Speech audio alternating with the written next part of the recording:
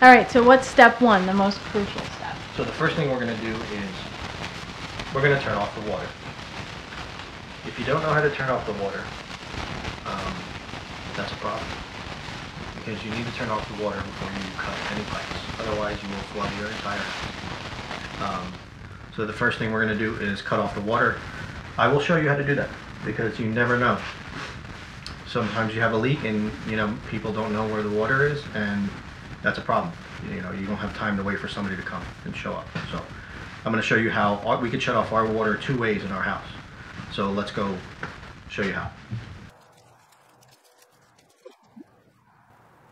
Okay, so the first place you're going to want to check is on the exterior of your house where your hose spigots are. Sometimes they have a shut-off valve to the entire house like we have over here.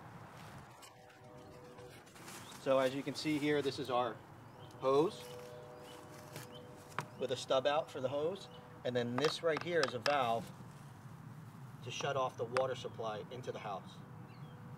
So you want to turn that off.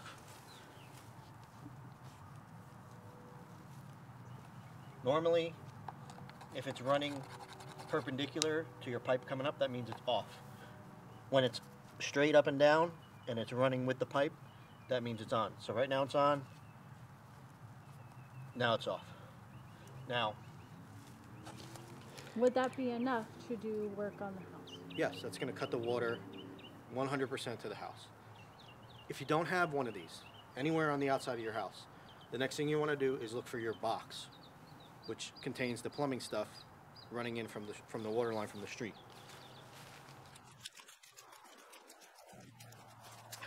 So this is our meter box.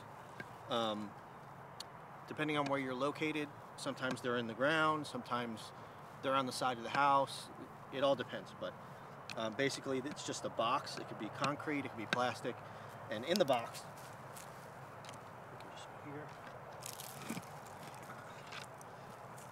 is the meter for the water. Usually it'll be all built up. So this is where they'll come and check your meter to see how much water you're using. But there's a thing right here. It's like a little nut. And basically, you just turn that. As you can see, it's running straight up and down the length of the pipe. The pipe is running this way. When you turn it the other way, it's going to cut the water off.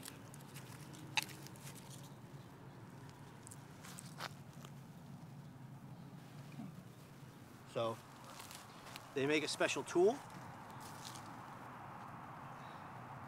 It has a little channel opening on the end. You stick this on your nut, and then you turn it the opposite direction. It would be to the right, clockwise, to shut it off. But we don't have to do that because we have a shut off on the side of the house. So, and we'll link this tool down below from Home Depot. I mean, it's always good to have in case of an emergency. Those are the 2 ways. I'm sure there are more to cut the water off in your house if it's an emergency. So now that the water's shut off, we're going to do a couple other things when we go inside. So now that your water's off, what you're going to want to do is go throughout the entire house and turn your water on, both the hot and the cold. And you can see we're slowly losing pressure. We're going to go over here.